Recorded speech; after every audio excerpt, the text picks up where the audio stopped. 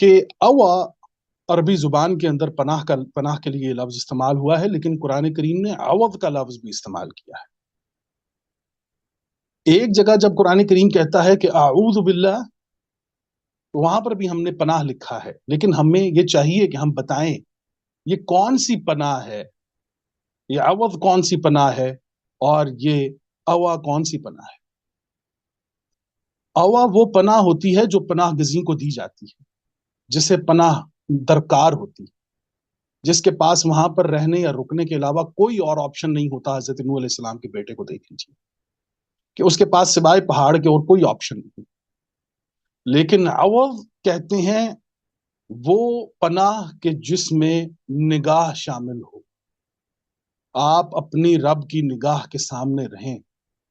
تو یہ یاد رکھیے کہ پناہ میں پناہ گزین آتے ہیں، نگاہ میں رہنے والے آتے ہیں۔ وہ جو تکریم والے ہوتے ہیں، جو عزت والے ہوتے ہیں، جو کردار والے ہوتے ہیں، وہ عوض میں آتے ہیں۔ اب یہ ایک چیز آپ دیکھ لیجئے کہ اوا میں اور عوض میں کیا فرق ہوتا ہے۔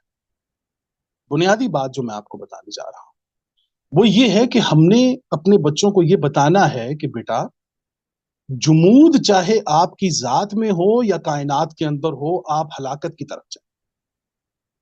آپ جس پہاڑ کی طرف لپک رہے ہیں، ایسا نہ ہو کہ جسے آپ نے یہ سمجھ رکھا ہے کہ میں اس طرف بڑھوں گا اور میں بچ جاؤں گا، یہ نہ ہو کہ وہ خود بھی ڈوبے اور آپ کو بھی ڈبو دے۔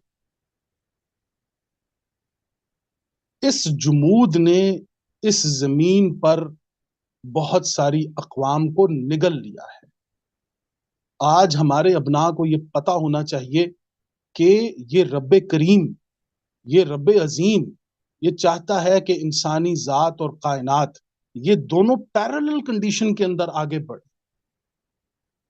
ایک بہترین کمبائنڈ کوارڈینیشن کے اندر یہ آگے بڑھے۔